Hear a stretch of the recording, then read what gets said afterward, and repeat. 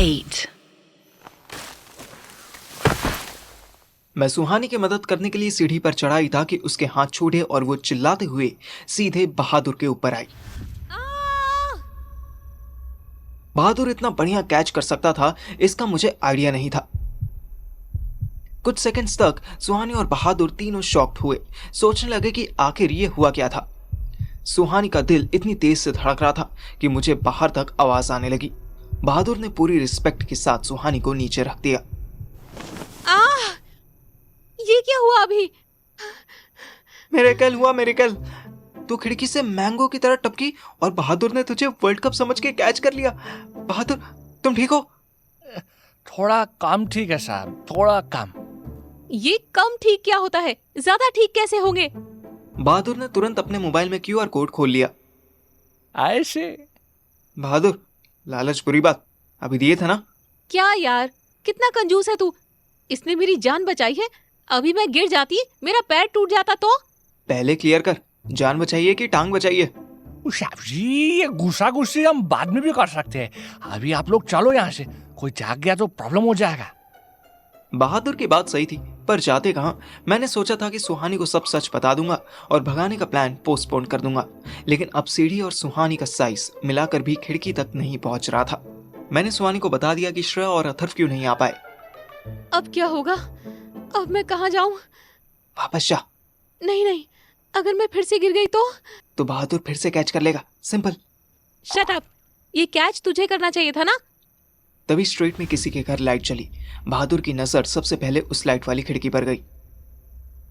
साहब जी, लोग जाग रहा है।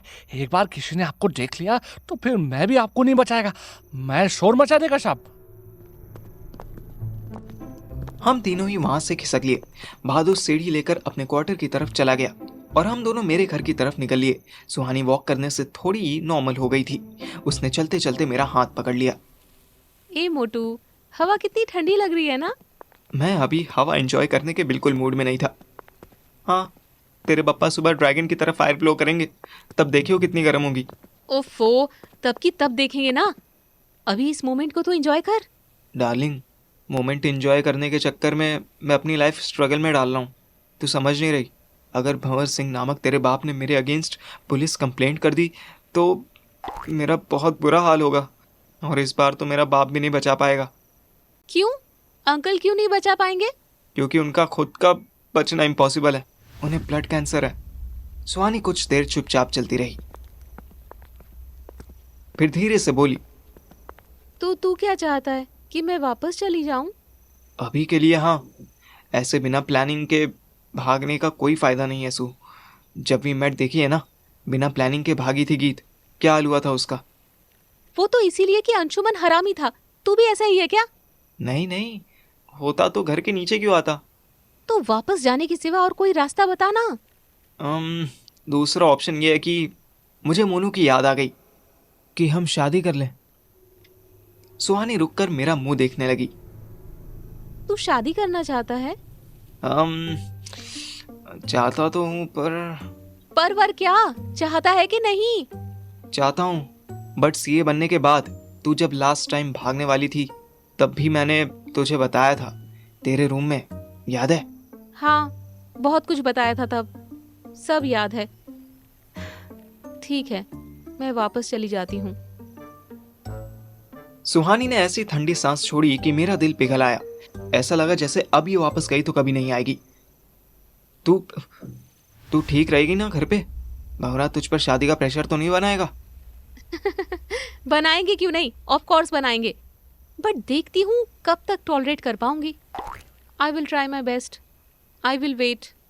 आई विल वेट कहते हुए उसने बिल्कुल स्पाइडरमैन की एमजे वाला फेस बनाया। मेरा दिल और पिघलने लगा। सुहानी मुझसे 100 क्वेश्चंस कर सकती थी। वो पूछ सकती थी कि अगर मेरी शादी जबरदस्ती हो गई तो तू क्या करेगा। वो ये भी पूछ सकती थी कि अगर सीए क्लियर नहीं हुआ तो क्या होगा। उसके बाद भी अगर बाप नहीं माने तो क्या होगा, क्या होगा, क्या होगा, क्या होगा। लेकिन नहीं, सुहानी ने बस इतना कहा, आई विल वेट, और एक स्माइल दे दी। हम फिर वापस घर के लिए आ गए। अचानक मुझे याद आया, हे, तेरा बैग कहाँ है? तू घर से भाग रही थी बिना सामान के। सामान क्यों लेना यार, वो सब मेरे पेरेंट्स का है। मैं तो ये ट्राउज़र और टॉप भी वापस करने वाली थी। एनीवेज, कोई बात नहीं, नेक्स्ट टाइम पक्का कर दूंगी। तू भी ना। अच्छा अब ये बता, घर वापस कैसे जाएगी? बहादुर तो सीढ़ी ले गया, हॉन्टेड हाउस में भी अब नहीं घुस सकते। ये तो मैंने सोचा नहीं। तू बता, तेरे पास हमेशा आइडियाज़ होते हैं। हमेशा आइडिया वाली बात कह के इसने मुझे चैलेंज दे दिया था। मैं सोचने लगा, यूरेका, एक रिस्की सा आइडिया आया है, आई होप वर्क करे। तू कहीं आसपास छुप जा। सुहानी कंफ्यूज्ड फेस बनाए एक कार के पीछे छुप गई। हम राइट से घुसे थे, लेफ्ट में गली और डीप जा रही थी। मैंने सुहानी को लेफ्ट में छुपने के लिए कहा और हिम्मत करके उसके घर की बेल बजा दी। सुहानी ने गाड़ी के पीछे से निकलकर बड़ी बड़ी आंखें दिखाई। मैंने उसे इशारे से फिर छुप जाने के लिए कहा और 7-8 बार डोर बेल बजा दी। अंदर की लाइट चली। मैं अलर्ट हो गया। सुहानी समझ गई कि मैं क्या करने वाला था। उसने अपने गर्दन पर उंगली घुमाकर मुझे डराया। मैंने फिर उसे छुपने का इशारा किया और जैसे कोई गेट खोलने को हुआ, मैं गली से बाहर की तरफ भाग गया। अब उसकी मम्मी ने गेट खोला और बाहर आकर देखा। मुझे पूरा यकीन था कि उन्हें किसी के दौड़ने की आवाज़ आई होगी। गेट खोलते ही आंटी ने बाहर निकलकर कौन है चिल्लाने का ड्रामा किया। इतने में भंवर सिंह उर्फ मेरा ससुरा भी उठ गया। वो भी बाहर आ गया। दोनों मियाँ बीवी ने गेट खुला छोड़कर गली के टर्निंग पॉइंट पर जाकर चेक किया, पर तब तक मैं ट्रेडमिल पर दौड़ने की ट्रेनिंग काम में ले रहा था। उन्होंने किसी को दौड़ते हुए तो देखा था, पैरों की आवाज़ भी सुनी थी, पर इतनी रात में एक अजनबी के पीछे आने की हिम्मत मेरे ससुरे में नहीं थी। हाँ, अगर यहाँ पर मेरा बाप होता और उनकी दोनों टांगे साबुत होती तो वो पक्का पीछे दौड़ जाता। एनीवेज, इस केओस से बनी विंडो में मेरी प्यारी दुलारी सुहू अंदर घुस गई और सीधे अपने रूम में गई।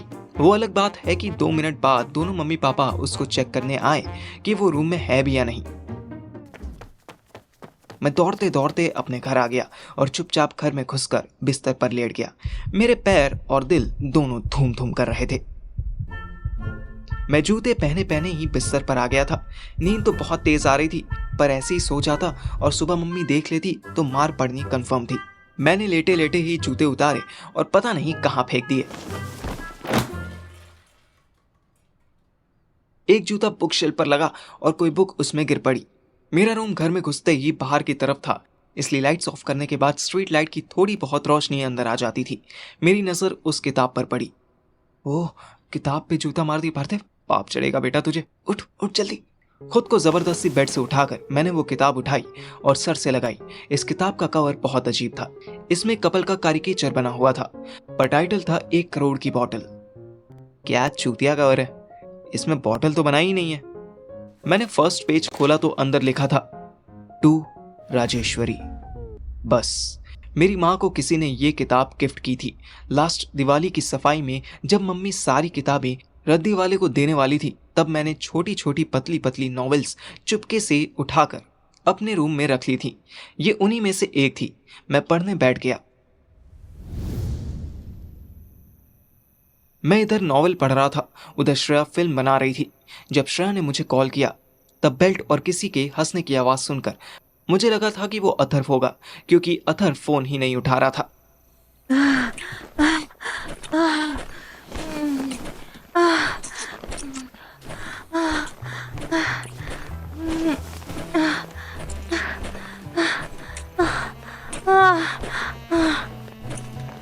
पर नहीं, यहाँ तो अलग ही गेम चल रहा था।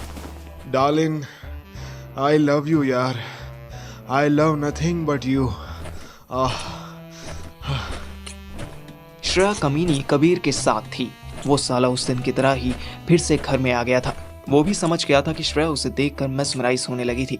इस बार जब कबीर आया तो श्रेया पूरे होश में थी।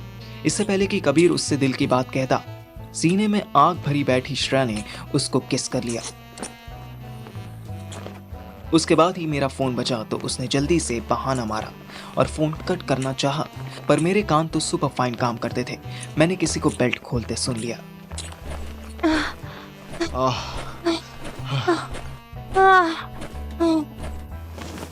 सुबह के 4 बज रहे थे।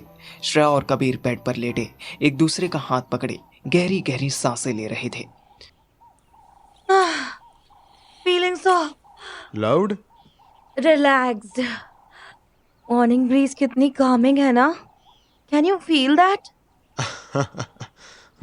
I love it. मैं मोस्टली 4 बजे ही उठ जाता हूँ। अच्छा।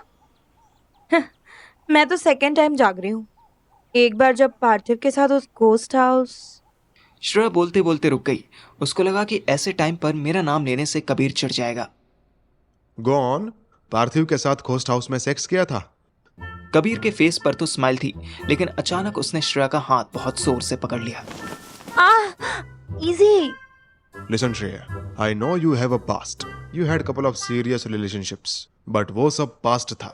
मुझे उससे कोई फर्क नहीं पड़ता। ओके, अब सो जाएं? श्रेया ने कबीर की तरफ अपनी बैक कर ली और खुली विंडो के हिलते पर्दे को देखने लगी। नहीं, अभी नहीं सोना है। अभी एक काम बाकी है। श्रेया तुरंत क्यूरियस होकर उसकी तरफ घूमी।